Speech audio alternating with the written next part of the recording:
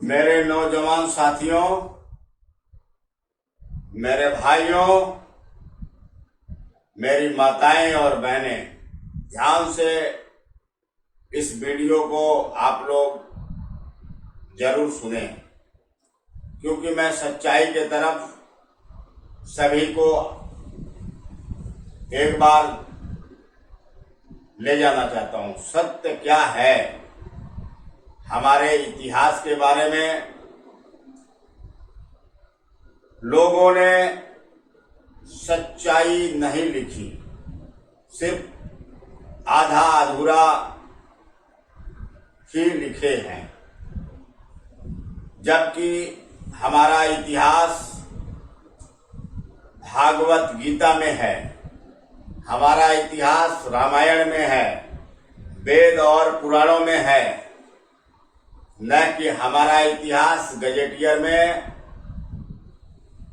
और न ही जो है कि ये इतिहासकार हैं ये लोग लिखे हैं सच्चाई। ये तो हमारे मिटने का इतिहास लिखे हैं, जिसमें हमारे नाम को बिगाड़ा गया है, भरत से भर कर दिया गया है, भरत वंशी से भर कर दिया, भारशिव से भर कर दिया, अपभ्रंश नाम हम लोगों का भर है। तो मेरे नौजवान साथियों, हमारा इतिहास किंवदंतियों में है, किस्सा और कहानियों में है, कोट किला खाई खरहर में है, न कि चाटकार दलाल ऐसे इतिहासकार हमारे इतिहास लिखे हैं। यह तो जो लिखी गई है झूठी कहानियां हमारे बारे में, ये तो अंकृताओं के गुलाम थे। हमारे जैसे महाराजा सुहेलदेव जी आप देख सकते हैं, ये देश के लिए लड़े थे और इनके दहशत से 200 साल तक अत्याचारियों ने हमारे हिंदुस्तान की तरफ नजर उठा के नहीं देखा। गाजर मूली की तरह काटे थे, गाजर मूली की तरह, और सिर्फ 2 आदमी को छोड़े थे कि जाके तुम अपने देश में संदेश दो। तो ऐसे थे हमारे महाराजा सुहेलदेव, वीर शिरोमणि, राष्ट्र रक्षक, जो कि सेकेंड महाभारत इन्हीं के हाथ से हुआ है। और इनका इतिहास कारों ने इतिहास के पन्नों में कहीं जगह नहीं दिया। मैं इस वीडियो के माध्यम से अपने श्री माननीय नरेंद्र मोदी जी से भी आग्रह करूंगा कि हमारे महाराजा सुहेलदेव जी को संसद में भी इनकी तस्वीर लगाई जाए तो बड़ी कृपा होगी। और हम अपने उत्तर प्रदेश के माननीय योगी नाथ जी से भी यही आग्रह करूंगा कि हमारे महाराजा सुहेलदेव जी को विधानसभा में भी जगह दी जाए, इनकी भी तस्वीर लगाई जाए। तो मेरे नौजवान साथियों, आप लोग जो इतिहास लिखा है, जिसको गजेटियर कहते हैं, गजेटियर लिखने वाला कौन है? हमारे दुश्मन हमारा इतिहास सच्चाई लिखेंगे, तोड़ मरोड़ के वो बताया गया है कि जो है कि हम लोगों को पता ही नहीं चले कि हम कौन हैं। दुनिया पूछती है कि भैया ये राजभर किस जाति में आती है, किसी को पता नहीं। हम लोग जनरल कैटेगरी में थे, जनरल कैटेगरी के लोग हैं, सर्वश्रेष्ठ क्षत्रिय हैं, भारशु, जो आज हम लोग ऐसे पछाड़े गए कि जो है कि हमारे समाज के नेताओं ने अपने फायदे के लिए, सिर्फ अपने फायदे के लिए, समाज को कहते हैं कि हमें अनुसूचित जनजाति का आरक्षण का मांग कर रहा हूं। मैं उन सभी नेताओं से पूछना चाहता हूं, किस आधार से आप अनुसूचित जनजाति का आरक्षण मांग रहे हैं? आप लोगों की एक गलती हमारे समाज को गर्त में ले गया है। नहीं, अगर आप लोग वो गलती नहीं किए होते तो आज हमारा समाज सवर्णों में 10% का आरक्षण का लाभ ले रही होती। लेकिन हमारे नेताओं ने इसको बदलने की पूरी चेष्टा की, पूरी कोशिश की। इनको यही नहीं पता था, सिर्फ अपने फायदे के लिए, कि विधानसभा में 403 सीटें हैं, 2% के हिसाब से हम लोगों का इतना विधायक हो जाएगा, इतना प्रमुख हो जाएगा, इतने एमएलए हो जाएगा, और इतना जो है कि सांसदों में इतने सीट में 2% से हम लोगों को इतना आरक्षण मिल जाएगा। हमारे जनता को, समाज के नौजवानों को कोई लाभ नहीं है। सभी को मालूम होना चाहिए, हमारा इतिहास गीता में लिखा हुआ है कि सुई के नोक भर जगह नहीं है हमारे क्षत्रियों को, कहीं भी जगह नहीं है। 5000 वर्षों से हम लोग भटक रहे हैं। हम लोगों का इतिहास पूरे भूभाग पर कहीं भी खुदाई करवा लो, बाबा शिव जी ही निकलेंगे, शिवलिंग ही निकलेगा।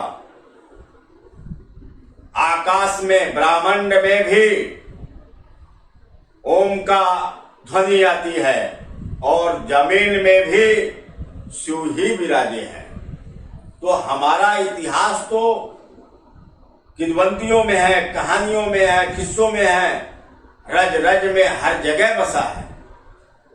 और हम लोग कहाँ खोज रहे हैं? कोई गजेटियर की साक्षी देता है। गजेटियर कब बना भैया? गजेटियर किसने बनाया? गजेटियर किसने लिखा? खाली गुमराह करने के लिए हमारे समाज के बहुत से संगठन भी है, वो अपनी रोजी रोटी चलाने के लिए समाज को गुमराह कर रहे हैं कि हम अनुसूचित जनजाति का आरक्षण दिला देंगे। अरे भैया, किस आधार पे दिला दोगे? हमने भी जो है कि आरक्षण मांगी है। पीएम साहब को जो है कि लेटर लिखा हुआ है, योगी नाथ जी महाराज को भी लेटर लिखा हुआ है, अमित शाह जी, रक्षा मंत्री, गृह मंत्री, एचआरडी और कास्ट वाले को भी लेटर लिखा हूं। उसमें पूरा विवरण दिया हुआ है कि हमने कब कैसे जनरल में थे, हमें कैसे क्या किया गया, कहां साक्ष्य है। मैंने बकाया अपना हर चीज को बयान किया हूं। मैं इन समाज के नेताओं से और समाज के पखंडी संगठन के जो लोग हैं, आरक्षण की बात करते हैं, ये अपना मोटो साफ करे कि हम किस आधार पे, इस आधार पे हमको आरक्षण मिल सकता है कि नहीं। इन लोगों को पता नहीं है। मुट्ठी भर हो क्या गहरवाल जो है कि छत्री नहीं है, चंदेल छत्री नहीं है, भदौरिया छत्री नहीं है, ये भी आपके वंश से आते हैं। आप लोगों को ये नहीं पता है, आप उधर अनुसूचित जनजाति का मांग रहे हो आरक्षण, ना तो भदौरिया चाहते हैं, ना तो जो है कि चंदेल चाहते हैं, ना तो गहरवाल चाहते हैं, ना बिष्ट चाहते हैं, ना बैस चाहते हैं। कोई नहीं चाहता है कि आपको आरक्षण मिले। 3 बार आरक्षण आपका कैंसिल हुआ है अनुसूचित जनजाति का, एससी एसटी का। अभी भी आप लोगों का नेताओं को रोजी रोटी तलाशने के चक्कर में समाज को गुमराह कर रहे हैं। अरे आप लोगों को थोड़ा शर्म करिए। अपने फायदे के लिए हमारे समाज को गर्त में क्यों ले जाना चाहते हो भाई? मैं अपने सभी समाज के नेताओं से मेरा यह प्रश्न है, कोई भी हो, सांसद हो, विधायक हो, मंत्री हो, प्रमुख हो, कुछ भी हो समाज का, अपने इतिहास के बारे में जाने और समझे, फिर बोले। भारत युवा छत्री के बारे में अध्ययन करें। हम किसी आरक्षण का विरोधी नहीं है। हमने नेताओं के नीति से मेरे को विरोध है, जो इनका नियत साफ नहीं है। ये कहते हैं समाज में गरीब लोग हैं। मैं इन सबसे पूछना चाहता हूं, कभी समाज के गरीब लोगों का हालचाल पूछे हैं आप लोग? या कभी किसी गरीब का जो है कि दर्द पूछे हैं? जितने नेता आए हैं, कौन से राज परिवार से आए हैं भाई? कोई बताएगा हमको?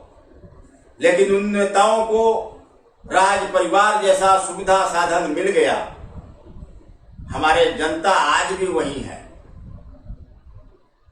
हमारा जनता, हमारा समाज, हमारे समाज के लोग आज भी वही हैं। एक तरफ से सभी नेताओं के ऊपर नजर डालिए, ये जितने आए सब झोपड़ी से आए, आज महल में हैं, लेकिन क्या हमारा जनता, हमारा समाज का कुछ विकास किए ये लोग? कभी हमारे समाज के बारे में बोले? कभी विधानसभा में बोले ये लोग? क्या सांसद में, कभी पार्लियामेंट में बोले? कोई ऐसा नेता नहीं हुआ जो प्रखर होके हमारे समाज के बारे में बोला। सिर्फ चाटकारिता, चापलूसी यही करते आए हैं आज तक।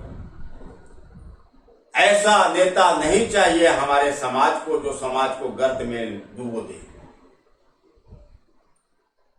देश के प्रधानमंत्री, देश के, हमारे उत्तर प्रदेश के मुख्यमंत्री ये बयान दे रहे हैं, महाराजा सुहेलदेव के राज्य में ताला नहीं लगता था। कभी ये लोग अपने इतिहास के बारे में, नेताओं ने हमारा मंच से घोषणा नहीं किया कि हम ही सभी भारतीय क्षत्रिय सबसे क्षत्रिय। इनके मुंह में फिर भी कोल लगा के चिपका दिया जाता है। समाज के उत्थान के लिए काम नहीं कर रहे हैं मेरे नौजवान साथी, समाज के नेता सिर्फ अपने उत्थान के लिए काम कर रहे हैं। आज मैं किसी पार्टी से नहीं हूं, फिर भी बीजेपी सरकार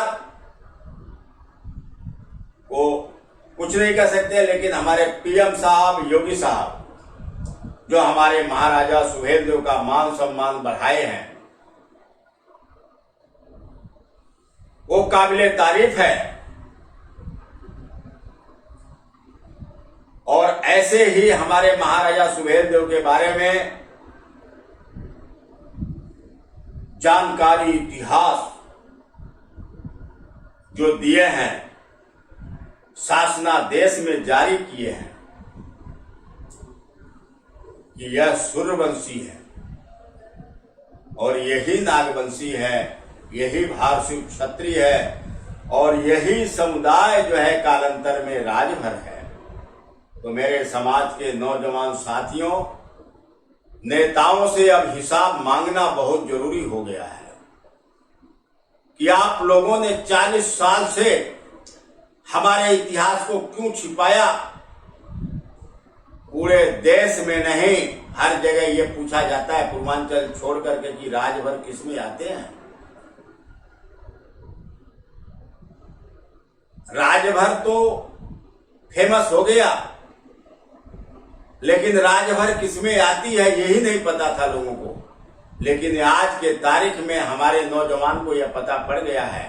राष्ट्रीय भारतीय क्षत्रिय महासंघ ने लोगों को बताने का कार्य किया कि जो इस समय कालांतर में राजभर है वही भारतीय क्षत्रिय है, सर्वश्रेष्ठ क्षत्रिय है, जो आदि अनादि काल से चला आ रहा है। सर्वश्रेष्ठ क्षत्रिय, सनातन हिंदुत्व का रक्षक महाराजा सुहेलदेव, इन्हीं के नाम से पड़ा है। आज सबका साथ, सबका विकास महाराज सुहेलदेव का ही देन है, जो 21 राजाओं के साथ सबको आह्वान करके लड़ाई लड़े थे, जो गाजी मियां को काट दिए थे गाजर मूली की तरह, अत्याचारियों को। इसीलिए सब ये नाम पड़ा, सबका साथ सबका विकास। यह नारा वही है। हिंदुत्व का रक्षक, सनातन धर्म का स्थापक यही भारतीय क्षत्रिय है। खोज करिए। चाटकार, दलाल, इतिहासकार बेईमानों के इतिहास में नहीं, वेद, पुराण, रामायण, गीता में खोजिए। राजनीति के लिए कभी कोई भी कुछ बोल दे, उस पे ध्यान न दे। आरक्षण पे जो मांग किया जा रहा है, ये राजनीतिक प्रोपेगेंडा है, राजनीतिक फंडा है, इस पे कुछ नहीं होने वाला है। पहले भी ये नेताओं ने खूब बोला है। और 3 बार कैंसिल होने का मतलब ये साबित किया जाता है कि आप जनरल कैटेगरी के लोग हैं। ये तो बीपी सिंह जी ने देखा कि भाई ये हमारे समुदाय के लोग पछाड़े गए हैं, इनको तो ओबीसी में डाल दिया गया था, लेकिन उसका भी लाभ नहीं मिला। आज कुछ लोग हिस्सेदारी मांग रहे हैं। अरे भैया, हम लोग तो वैसे जनरल में अगर सरकार हमको कर दे, हमारा मांग है कि हम जो पहले थे उसी में हमें किया जाए, हमें ओबीसी की जरूरत नहीं है। हम तो ऑलरेडी जब जनरल में थे, हमारा इतिहास मिटा गया। जैसे सब योगी जी नाम बदल के, जैसे मुगल सराय का नाम बदल के दीनदयाल उपाध्याय रखा गया, हुमायूं की जगह नाम हनुमानपुर रखा गया, तो ऐसे हमारा जो है कि हम लोग जनरल कैटेगरी के लोग हैं, हमें जनरल में डाल दिया जाए।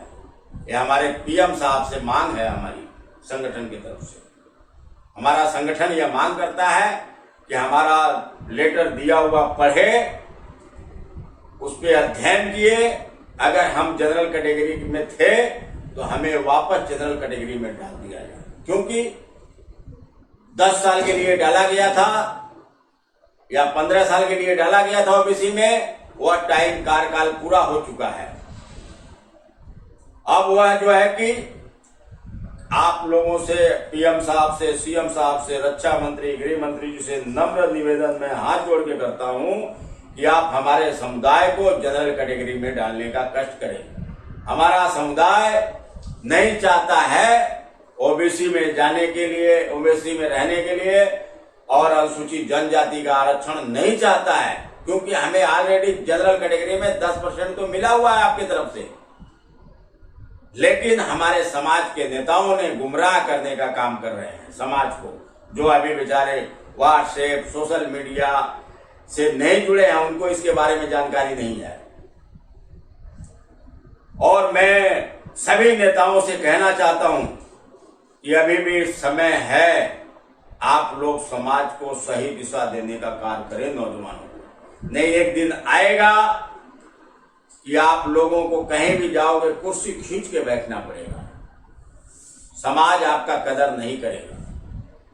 जैसे कहा गया, सच्चाई छुप नहीं सकती बनावट के असूलों से, खुशबू आ नहीं सकता कभी कागज के फूलों से। तो अब नौजवानों, मेरा आप लोगों से आग्रह है कि जो भी मंत्री हो, विधायक हो, नेता हो, सांसद हो, जो आपके बीच में कभी आकर अगर यह कहता है कि हमें अनुसूचित जनजाति में डलवा दूंगा, चंदा दो, चंदा देना बंद करो। सबसे पहले ये लोग अपनी चंदा अपनी रोजी रोटी के लिए मांगते हैं, अपना घर परिवार चलाने के लिए मांगते हैं, न कि आपको आरक्षण दिलाने के लिए। आप लोग सबसे पहले चंदा समाज को देना बंद करें। और एक मैं थोड़ा सा सुझाव दूंगा, संघे शक्ति कलयुग, इस कलयुग में संगठित होना बहुत जरूरी है। नेताओं को साइड रख दो, आप लोग जिस गांव के हो वह संगठित बनिए। एक गांव के लोग 10 घर हैं तो 10 घर संगठित रहिए, 20 घर हैं तो 20 घर हैं, 100 आदमी का ग्रुप बना के, 100 घरों का ग्रुप बना के एक साथ रहना सीखो। दुख में, सुख में, बच्ची की शादी हो तो सब लोग अगर 1000-1000 रुपया देते हैं 100 घरों से, तो 1 लाख रुपया हो जाएगा। उस परिवार को दे दो जिसके बेटी की शादी हो, बहुत बोझ हल्का हो जाएगा। यह हमारे समाज के नेता यह सब बात क्यों नहीं बताते हैं? कोई बच्चा पढ़ने में होनहार हो तो उसको सभी 100 घर मिलकर के उसकी मदद करे, फीस जमा करा दे। 100 रुपया इकट्ठा करेंगे तो 10,000 रुपया हो जाएगा, 200 करेंगे तो 20,000 हो जाएगा। इस तरीके से आप हमारा समाज आगे बढ़ सकता है। न कर्जदार होगा, न सेठ साहूकार हमारे यहां तगादा करेंगे, वो विकास कर जाएगा। सच्चाई की बात करता, उसी को मानो। उत्तर प्रदेश का आज हाल क्या है? बदल रहा है, बदल चुका है, बदल गया है, ऐसे मान लो। विश्व में नाम हो रहा है उत्तर प्रदेश का। इसके पहले भी बहुत से मुख्यमंत्री हैं, कभी लाइट नहीं रहता था। हम लोग यहां जयपुर से भी जाते थे तो इन्वर्टर लेके जाते थे। आज 24 घंटा लाइट आ रही है हमारे उत्तर प्रदेश में। और खास करके बनारस में हमारे आदरणीय देश के प्रधानमंत्री मोदी जी का क्षेत्र है, उसी क्षेत्र से मैं आता हूं, वहां हमेशा लाइट रहती है। तो ऐसा नेता हमारे समाज में नहीं निकला कोई जो शेर की तरह दहाड़े और सत्य बोले। आज तक हमारे समाज के नेताओं ने हमारे समाज के इतिहासों को गर्त में ले जाने का काम किया। ऐसे नेताओं को कभी माफ नहीं किया जाना चाहिए मेरे साथियों, मेरे नौजवान भाइयों, कभी भी नहीं करना चाहिए। और समाज संगठित होगा तो संगठन ही समाज को दिशा दे सकता है। नेता तो चाटुकारिता ही करेगा। हमारे समाज का इसलिए आप लोग इकट्ठा हो गए, एकत्रित हो गए, संगठित हो गए, तो जिसे अच्छा आदमी समझेंगे उसको चुनेंगे। ये सब तो हर पार्टी में जाके चाटुकारिता करते हैं, दलाली करते हैं। कभी आपका एक भी काम किया हो तो बताओ। मैं इस वीडियो के माध्यम से पूछना चाहता हूं कि अगर हमारे नेताओं ने अच्छा काम किया है तो उनकी भी बड़ाई करिए, उनका भी गुणगान करिए। और जो नेता समाज के हित में काम नहीं किया है उसकी बुराई भी करिए। अगर मैं गलत बोल रहा हूं तो मेरी भी बुराई करिए, मुझे परवाह नहीं है। लेकिन मेरा एक ही संदेश है, सत्य बोलो, सुखी रहो। जिसे लगता है कि मैं गलत बोल रहा हूं वो हमारी वीडियो ना सुने और हमसे 1000 किलोमीटर दूर रहने का कोशिश करें।